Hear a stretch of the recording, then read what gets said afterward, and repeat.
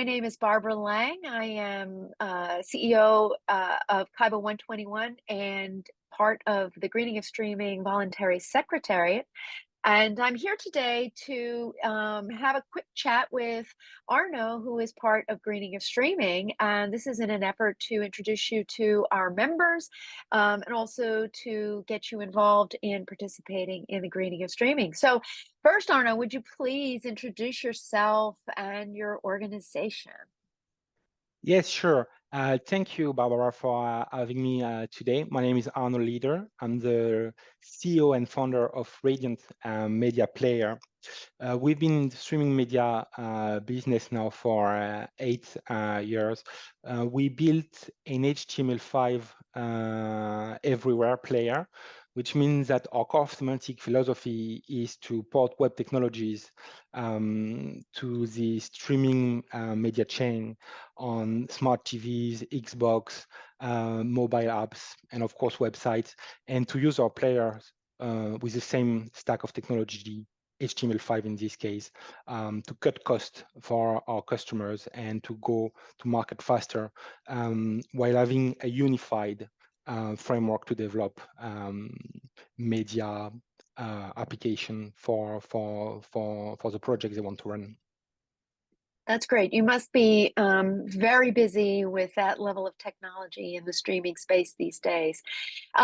So, you know, Greening of Streaming is an organization around sustainability and cutting energy consumption as much as possible. Can you talk a little bit about your personal motivations and why sustainability is so important to you and your organization? Yes, sure. As an individual, I've always loved nature. When I was a kid, we were going to a summer vacation in the Alps, and I was just, hiking all over the place, enjoying the free air and the majestic scenery. Now, these specific moments, when I was younger, left an imprint into me. And I'm often referring to those specific imprints to define myself as an adult. And with the Greening of Streaming, when I saw the website and the Greening of Streaming launching 2 years ago, it directly popped up in my head. This is what I want to do for my company. I don't want just to be an individual, to be concerned about, the environment or how we should be doing the right thing for the community. I want to do the same thing, but for my business. And this is why I joined the Greening on Streaming, and I've met very good people, people like you, Barbara, like Dom, people that are not only capable, competent people, but are genuinely concerned about sustainability in the streaming media industry. Yeah, that's great. And it's a two-way conversation, really, right? An organization like that is only as good as the members who participate. And so speaking of participating, can you talk a little bit about the activities that you've participated in within the Greening of Streaming? There are many working groups, and I know you've been participating in at least 2 of them. So tell us a little bit about what you've been doing. Yes, so the first group we joined was Working Group 6. It's about the LESA core. In June this year, the Greening of Streaming meet in Brussels to talk to regulators about the streaming media industry and rising concern about the amount of energy that is being consumed by the streaming media industry worldwide. So those LESA accords were specifically about defining rails on how content should be compressed and decompressed to obtain best quality while saving on energy. And that's really, about the baseline here is how can we take what we have in terms of quality, how can find new technique and new ways to encode the decon content to actually, save on the bytes and bits that we want to save on. After that, we've been working specifically in our player with an eco mode we call it a consume less setting. It's basically a setting that is available to our developers so that they can configure the player to consume less energy. The player will query the current configuration it finds in self-sealed. It will query the manifest on the server as well, and based on available codecs, available device, decoding capacities, the player will make an educated decision and decide to display the content to the viewer in a manner that consume less energy. I have talked about this in depth in one of my meeting with the greening of streaming. So if you want to check our YouTube channel for Radiant Media Player, you can talk. You can see more talk about this online. But really, and as you mentioned, Barbara, it's really about us through these activities, meeting people that care about nature, of course, but also are competent people and work in the same industry. And I feel we're really getting to the point where we're able to create a movement, something like a collective mind from the streaming and media industry, where we want to be the guys that actually, start doing things to reduce energy before the regulators come in with the cavalry and start hammering on all of us because we didn't do our homework as we're supposed to. And this is what, in my opinion, is the greening of streaming. It's about, us being responsible, reasonable, and doing what we are supposed to do as business, for the planet, because the planet can no longer wait for business to be, left behind and just buying carbon detox, planting trees. These strategies now can no longer work. We need to go in deep in the infrastructure with the people, the engineers that work the technologies to make the cut in energy cost real.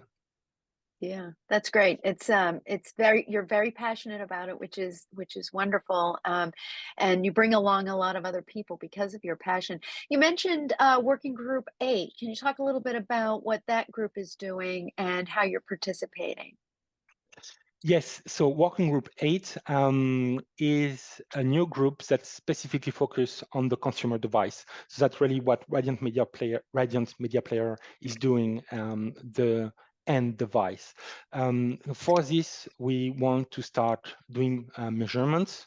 So we are talking about, acquiring plugs that will give you the data we need to run, scientific testing on TVs and gaming console, so we can start to have actual numbers. Basically, what we want to know is how much watts a device consume when it is streaming media content, and what are the possible configuration to the viewer or to the developer that could reduce the energy being consumed by the device in the purpose of viewing the content.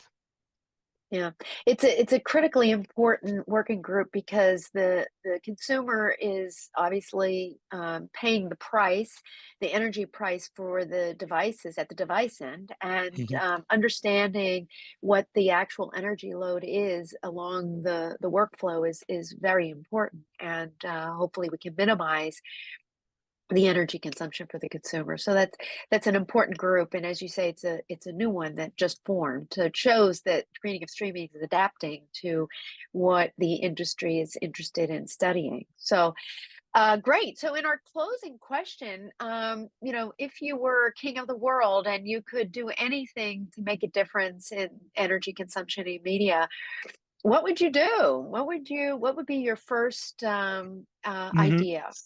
So I had an idea actually the other day. Yeah. This is a LG TV remote, but it can be a remote for anything and anyone.